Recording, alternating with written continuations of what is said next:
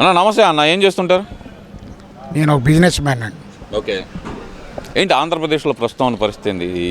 ఈ గొడవలు ఏంటి, ఈ కథ ఏంది? అసలు అంబటి రాంబాబు లాంటి వ్యక్తి మీదకి రాత్రి ఆ జనం ఏంటి, అసలు ఏమనుకోవాలంటారు? ఆంధ్రప్రదేశ్లో శాంతి భద్రతలు లేవని చెప్పి మరి వైసీపీ వాళ్ళు చెబుతుంది నిజమే అనుకోవాలంటారా?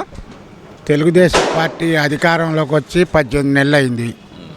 మరి వాళ్ళు అధికారంలోకి రాగానే కల్తీ నెయ్యి అని చెప్పి ఆ ఫస్ట్ స్టార్టింగ్లో ఉన్నటువంటి ఈఓ గారి కంప్లైంట్ మేరకే విచారణ జరిగింది.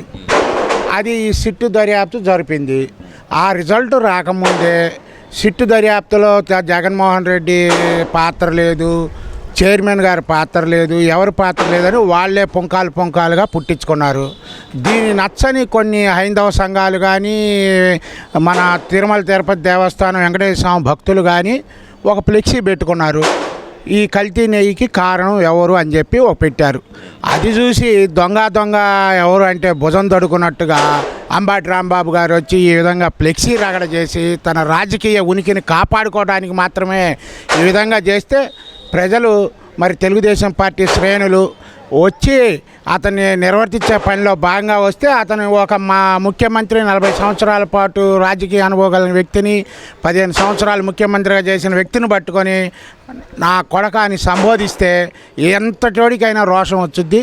కాబట్టి అది జరిగిన పరిణామాలు అతను ఒక రాజకీయ ఉనికిని కాపాడుకోవడానికే చేశాడని చెప్పి ప్రజలు నిర్ణయించుకున్నారు. ఈ సందర్భంగా మీరేమో తిరుమల నెయ్యి కల్తీ వ్యవహారంలో అసలు వాళ్ళకి ఏం రాలేదు, ఇంకా విచారణ జరుగుతుంది అంటారు. మాకేం క్లీన్ చీట్ వచ్చిందని చెప్పి అంబటి రాంబాబు దగ్గర నుంచి వైసీపీ నాయకులందరూ ప్రెస్ మీట్లు పెట్టి గొప్పగా చెబుతుంటే ఎక్కడైనా మరి అధికారులు, సిట్ అధికారులు కానీ, సిబిఐ అధికారులు కానీ, దాని విచారణ జరుపుతున్నటువంటి అధికారులు కానీ ఇందులో ఎవరి పాత్ర లేదనే మాట వాళ్ళు ఇంతవరకు ఎక్కడ ప్రెస్ మీట్ పెట్టి కానీ ప్రజలకు తెలియజేయాల.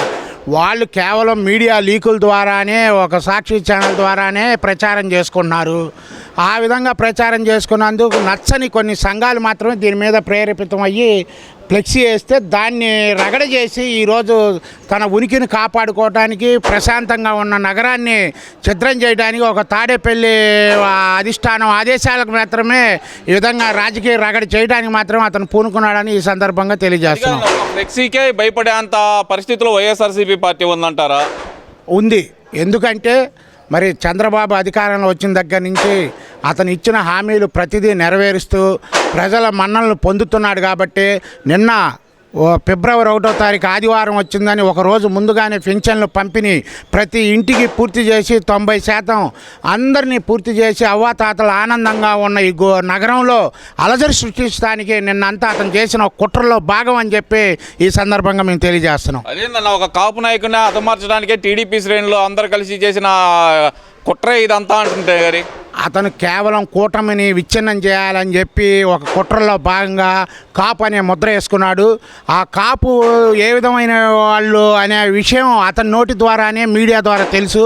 కాపులు అంటే వాళ్ళు ఒక డ్రింకర్స్, మాంసం తింటారు, ఇది తింటారు అని అతను వ్యక్తిగతంగా కాపుల్ని దూషించిన వ్యక్తి. అతను ఏ రోజు కూడా కాపుల్ని న్యాయం చేయలేదు.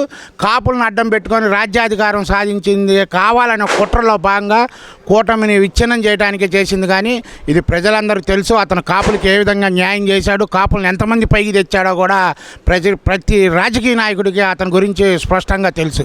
అంటే వంగవీటి రంగా గారితో పోల్చగలిగినంత నాయకుడు అనుకోవచ్చు అంటారా మరి అంబటి రాంబాబు గారు? ఆయనతో పోలుస్తున్నారు కదా మరి. వంగవీటి మోహన్ రంగా అనే వ్యక్తి ఒక బడుగు బలహీన వర్గాల యొక్క వాళ్ళ అధికారం కోసం పోరాటం చేసిన వ్యక్తి, కానీ ఏ రోజు కూడా కాపు కులం కోసం పోరాటం చేసిన వ్యక్తి కాదు.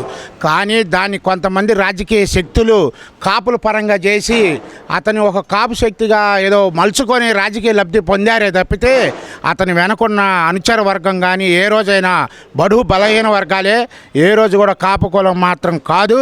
ఆ విషయం ఆ కాపు కులం నాయకుడు అయినటువంటి కొడుకే ప్రెస్ మీట్లో చెప్పిన సందర్భాలు చాలా ఉన్నాయి. మరి ఆయనతో పోల్చుకోదగినంత వ్యక్తి అంటారా మరి ఈ అంబటి రాంబాబు గారు? నక్కకి నాగలోకానికి ఉన్నంత తేడా ఉంది. అతను బడుగు బలహీన వర్గాల కోసం పోరాటం చేస్తే ఇతను ఒక రాజకీయ సైకోని రాజ్యాధికారంలో తేవడానికి చేసే కుట్రలో భాగంగానే ఈ సందర్భంగా మేము తెలియజేస్తున్నాం. మరి ఇప్పుడు ఏదైతే కనుక అంబటి రాంబాబు గారి ఇంటి మీద దాడి అయితే జరిగిందో దాన్ని ఖండిస్తున్న జగన్మోహన్ రెడ్డి గారు ఆ రోజు పట్టాభి గారి ఇంటి మీద కానీ, లేదంటే తెలుగుదేశం పార్టీ ప్రధాన కార్యాలయం మీద కానీ దాడి జరిగినప్పుడు మన కార్యకర్తలకు బీపీలు వచ్చినాయి అని చెప్పి తప్పించుకునే ప్రయత్నం ఎందుకని చేశారనుకోవచ్చు అంటారు అసలుకి? మరి ఇప్పుడు మీరు అదే ఈ పాయింటే మేము చెబుతున్నాము. మరి లోకేష్ బాబు గారు రెడ్ బుక్ రాజ్యాంగం రాస్తున్నాడని చెప్పారు. మరి 18 నెలలు అధికారం అయితే ఏ నాయకుడు కూడా ఎన్ని దుష్ఫలాలన్నా కూడా చట్టపరంగానే అతను న్యాయంగా చేయాలనే ఆలోచనలో ఉన్నాడు తప్పితే అది ఒక రెడ్ బుక్ కాదు. ఒక అంబేద్కర్ రచించిన రాజ్యాంగం ద్వారా చట్టానికి వ్యతిరేకంగా ఎవరు పనిచేసినా సరే చర్యలు తీసుకోవడానికి మాత్రం ఇది వెనకాడే ప్రభుత్వం కాదు. అతను చేసే ఒక అరాచకాలు ఈరోజు ఒక ప్రశాంతంగా ఉన్నటువంటి రాష్ట్రాన్ని అలజడి సృష్టించడానికి ప్రయత్నంలో భాగంగానే అతను చేశాడు.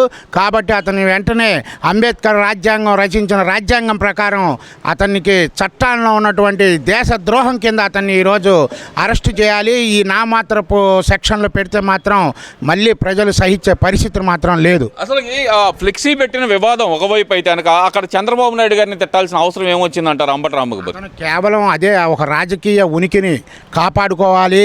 మరి ఈరోజు 18 నెలల నుంచి తెలుగుదేశం పార్టీ ప్రతి ఒక్కరూ అతను ఇచ్చిన హామీలు నెరవేరుస్తున్నారు. ప్రజల్లో సానుభూతి ఉంది పార్టీ మీద. మరి రేపు మనం మైలేజీ పెంచుకోవాలంటే ఏం చేయాలని ఒక కుట్ర ప్రకారమే అతను రెచ్చగొట్టే వ్యాఖ్యలు చేసి ఈ కల్తీ నెయ్యి వ్యవహారాన్ని పక్కదోవ పట్టించాలన్న ఒక ఉద్దేశంతో అతను చేసిన కుట్రలో భాగంగానే ఇతను మాట్లాడితే నన్ను అరెస్ట్ చేయండి, నేను నా కుక్క కూడా భయపడదని చెప్పి ఆ విధంగా రెచ్చగొట్టే వ్యాఖ్యలు చేసింది. కాక ఫ్లెక్సీ దగ్గరకు వచ్చి ఫ్లెక్సీని నేను చించుతానని అంటే ఒక ప్రాథమిక హక్కును అతను ఉల్లంఘించే విధంగా ప్రవర్తించారు. కాబట్టి ఈరోజు తెలుగుదేశం శ్రేణులు అతని మీదకి దాడికి ప్రయత్నం చేసిన మాట కరెక్టే. అది 100కి 100% కరెక్టే. కరెక్ట్ అంటారా? అసలుకి దాడులు అనేది కరెక్ట్ కాదు. అతను మాట్లాడిన మాటలను ప్రతిఘటించడానికే మా వాళ్ళు అక్కడ అడగటానికి వెళ్తే వాళ్ళ మీద అక్కడ ఎదురుదాడి చేశారు. మా మహిళా నాయకురాల మీద ఎదురుదాడి చేసి నానా బూతులు తిట్టారు. కాబట్టి అది జీర్ణించుకోలేని ప్రజలే అతని మీద తిరుగుబాటు చేశారని చెప్పి మీ సందర్భంగా తెలియజేస్తాను.